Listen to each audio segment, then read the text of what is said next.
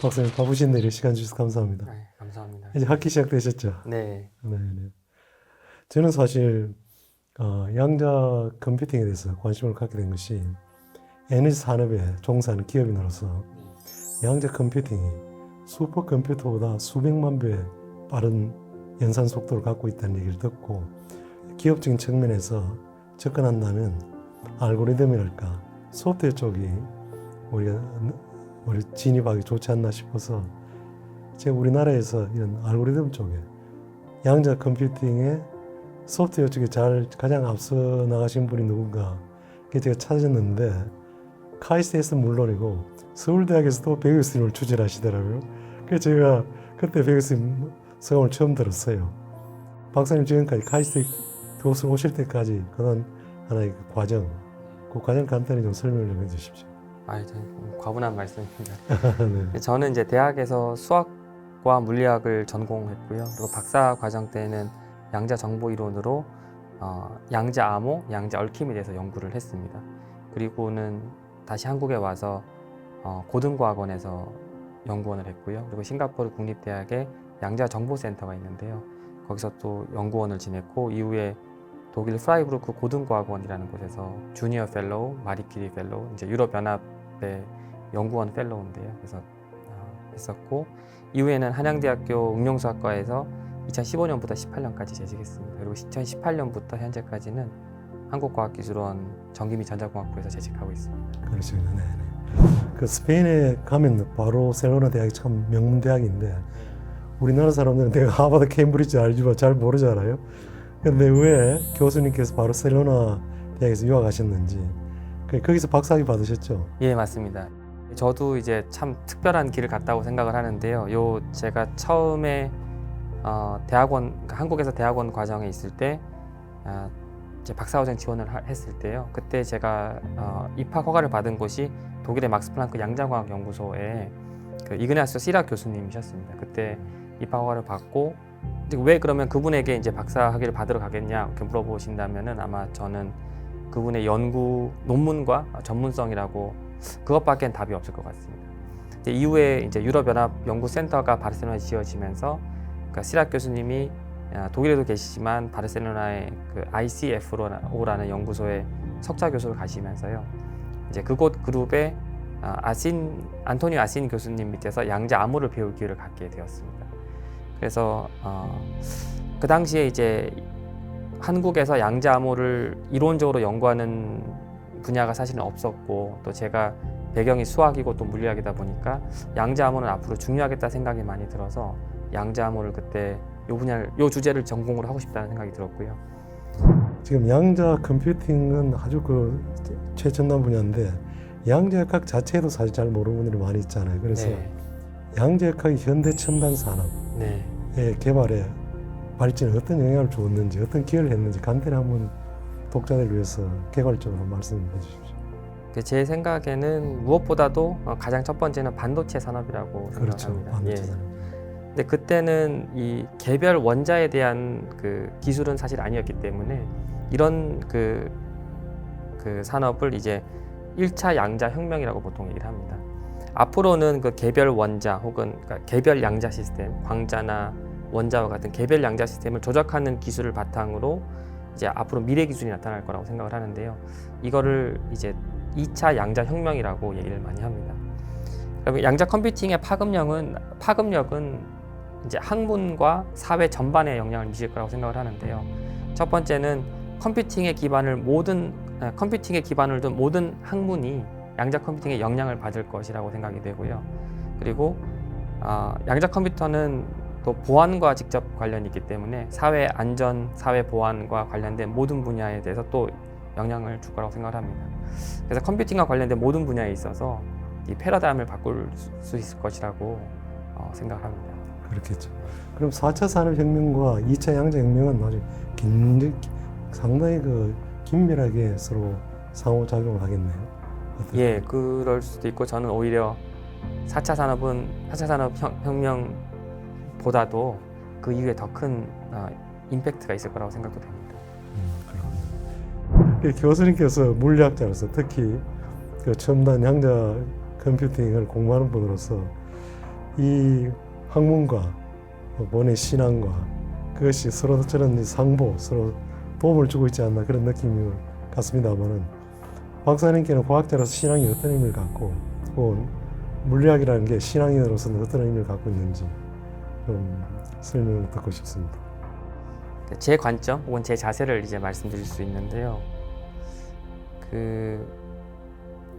제 눈에는 물리학보다 하나님이 더 크게 보입니다. 그래서 그리고 또 본질적으로 물리학은 자연 현상에 대한 이해와 탐구를 목적으로 하기 때문에 물리학을 통해서 하나님을 발견하는 것이 이제 목적은 사실은 아니라고 생각은 됩니다. 네. 제가 이제 양자 정보 기술을 유학하는 과정에서 배울 때 기억나는 장면이 하나 있는데요.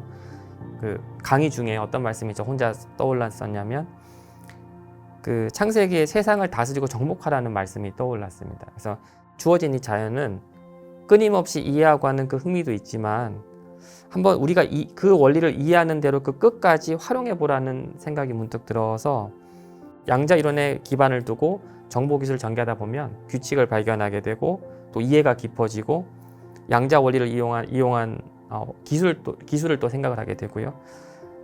그러면서 이제 양자 이론을 통해서 정보에 대해서 몰랐던 개념을 이해하게 되고 다시 또 양자각을 다시 또 더 잘 이해할 수 있게 됩니다.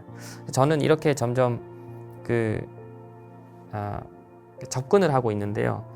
물리학과 신앙 이렇게보다는 그냥 하나님이 제게 양자 정보를 통해서 그런 즐거움을 누리고 살아갈 수 있도록 기회를 주신 걸로 저는 더 생각이 됩니다. 좋은 말씀입니다. 근데 그런 신앙을 가지게 되신 것이 물리학을 하기 전입니까? 아니면 물리학을 하고 났습니까? 쉽게 말해 예수님께서 박사님의 그 삶에 찾아오신 계기가 언제 어떻게 어떤 모습으로 찾아오셨는지 그게 알고 싶어요. 예, 제가 처음 이제 교회를 가게 된 것은 고등학교 1학년 때 제 친구가 저를 위해 기도해 준 덕분이라고 이제 생각을 하는데요. 학기 초에 이제 고등학교 1학년 학기 초에 교회 가자고 친구가 찾아왔고 저는 안 들었고 한 가을쯤 돼서 6개월 넘게 저를 위해 기도하고 있다고 얘기를 해주고 또 저한테 그 신앙에 대한 얘기를 많이 했습니다. 그래서 친구의 그 진실함과 그 기도 덕분에 간절함 때문에 그냥 갔습니다. 말씀이 믿어져서 갔고 그런 건 아니고 그랬는데 교회를 가고 나서 이제 말씀을 읽고 그랬는데 이게 전부 다 나를 위한 말씀이구나라는 생각이 들었습니다. 말씀에 대한 의심도 들고 하는데 그 의심을 하게 하면 할수록 더 깊이 이해하게 되는 계기가 되었고요. 그리고 성경을 더 읽게 되면은 말씀의 본질적인 일관성과 그 귀한 가치를 계속 발견했던 것 같습니다.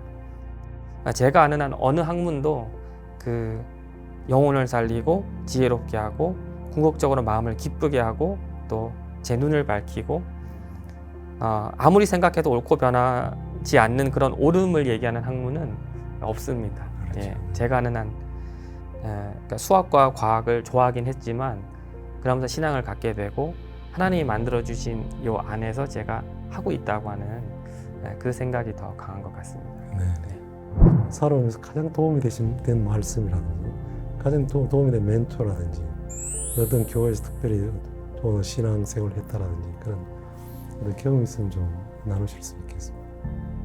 유학 기간 중에 있었던 유학 기간 저한테 20대니까요. 20대 뭐 모든 박사과정 학생이 그렇지만 20대에 이제 사고력이 굉장히 많이 성장하는 시기인데 그때 이제 바르셀로나 한인교회에 출석을 했고요. 그리고 그곳의 목사님과 또 교민들에게 도움도 많이 받았고 또 같이 유학생들하고도 교제도 하고 굉장히 도움 많이 받았습니다. 그 지역이 어디 얘기죠? 예, 바르셀로나. 바르셀로나. 예. 거기 한국인들이 많이 있군요. 예, 그러니까 오래 이렇게 지내신 분들이 교민들 계십니다. 예. 그렇군요. 항상 이제 감사함으로 제가 기억을 하고 있는데 그때 기억나는 거는 이제 주일에 목사님실에 열려 있어가지고요. 가서 책을 이렇게 꺼내서 봤습니다. 그러니까 한글로 된 서적이 없으니까 이제 그 보면은 몇 번을 보고 또 이제 가고 또 연구소 이제 출근 퇴근할 때 그 책 이제 기차에서도 보고 이제 봤거든요. 이제 그러면서 그때 유진 피터슨 목사님 작가기도 하고 또 목사님이시기도 하고 메시지 바이블 그래서 네, 예, 그 쓰신 분, 네, 맞습니다. 그래서 그분 책을 많이 보면서 이제 그 묵상하는 법 그리고 글을 문맥으로 읽고 맥락으로 읽는 법을 많이 그 찾게 됐습니다. 네. 그렇게 한번 글을 읽고 나면은 똑같은 이 눈밖에 있는 상황인데 다르게 보이고요.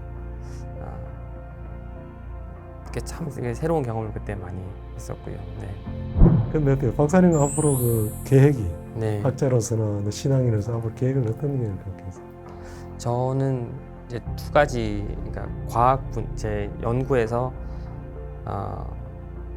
계획, 그러니까 제 앞으로 바라는 바는 학문적 유산을 남기고 싶다는 생각이 있습니다. 학문적 유산을 남기는 게 제 직업적 소명 그리고 또 본분이라고 생각을 하고 있고요. 그러니까 이게 어떤 뜻이냐면은 이 학문 내에서 이 연구 분야가 정립이 되고 그 분야 안에서 어떤 제가 아는 그 작은 주제가 이게 씨앗이 되어서 점점 크게 만들어지고 그 안에 또 제 학문적 제자들이 들어와서 더 점점 더 이 분야를 발전시키고 하는 학문적 유산을 만들고 싶다 생각을 꼭 하고요.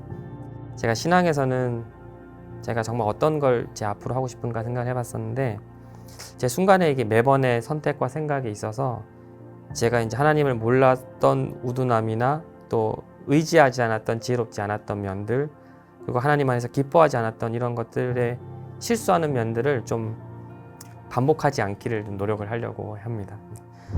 박사님 이렇게 제가 말씀을 들으면 하나님 말씀을 그저 읽고 끝나는 것이 아니라 내 생활을 이끄는 말씀, 나를 이렇게 밀어가는 어떤 원동력 같이 이렇게 묵상하시는 걸 느끼는데 요새 제일 깊이 묵상하시는 말씀이 있다면 좀 독자들하고 나눌 수 있으면 좀 나눠주십시오. 또 요즘 저희 그 교회에서 팔복에 대한 그 설교를 하시는데 그 중에 이제 그 의를 아는 거, 옳음이 아는 것도 이제 복 중에 하나라고 이렇게 있는데요. 제가 이제 학문에 그 연구를 할 때 그 즐거움, 그 짜릿함이라는 거는 이렇게 사실을 규명하는 거, 뭔가 참과 거짓을 밝혀내는 거 이런 게 상당히 이제 즐거움인데요. 그 시편 19편에 여호와의 말씀은 완전하여 영혼을 소생케 하고 우둔한 자를 지혜롭게 하고 여호와의 교훈은 정직하여 마음을 기쁘게 하고 그 계명은 순결하여 눈을 밝게 하는도다. 여호와의 도는 정결하여 영혼까지 이르고 그 규례는 확실하여 다 의로우니라는 이 말씀이 최근에 저는 이거 한 구절 한 구절 읽으면서 이렇게 눈물이 날 정도로 제 눈을 밝힌다면 이 말씀 하나님 말씀이고 몰랐던 어떤 과학적 사실 이상의 더 큰 기쁨이 있다고 저는 생각이 되었습니다.